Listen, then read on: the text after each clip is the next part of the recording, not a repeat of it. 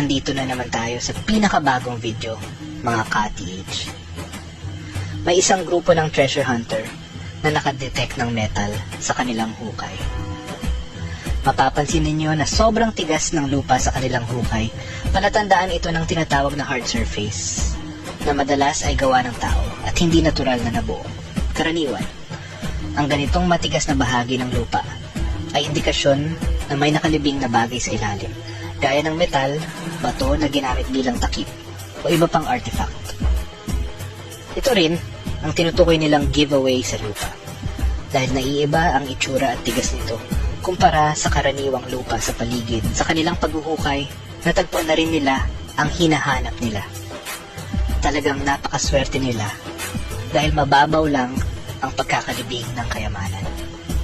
Karaniwan, ang tinatawag na giveaway treasure ay inidililibing lamang ng mga ordinaryong sundalong Hapon at Koreano. Noong panahon ng World War II, malapit nang masakop muli ng mga sundalong Amerikano ang Pilipinas, kaya nagmadali ang ilan sa mga sundalong Hapon at Koreano na ilibing ang kaunting kayamanang nakuha nila.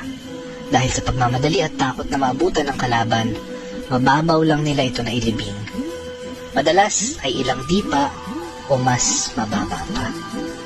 Tinawag itong giveaway treasure dahil hindi ito bahagi ng malalaking taguan ng kayamanan ng mga opisyal o mataas na ranggo ng militar.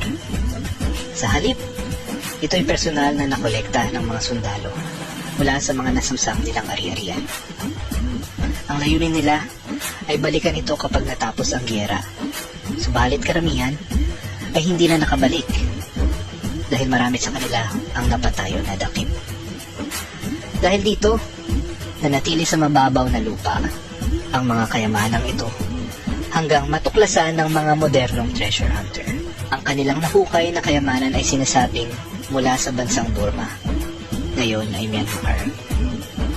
Noong ikalawang digmaang pandaigdig, sinalakay ng hukbong Hapon ng Burma at kinamkam ang napakaraming yaman, mga ginto, brilyante, jade, at iba pang mamahaling bato, pati mga antigong relikya mula sa mga templo at palasyo.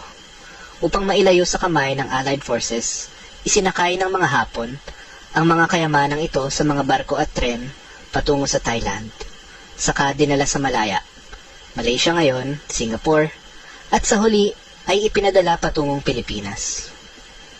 Pinaniniwalaang dito nila itinago ang malaking bahagi ng tinaguriang Yamashita treasure. Dahil noon ay malapit nang umatras ang mga Hapon at naniniwala silang magiging ligtas itago sa kabundukan at kagubatan ng Pilipinas. Ang ilang kayamanan ay ibinaon sa malalalim na tunnel, kuweba, at lihim na bunker na may kasamang mga patibong at lason upang hindi basta makuha.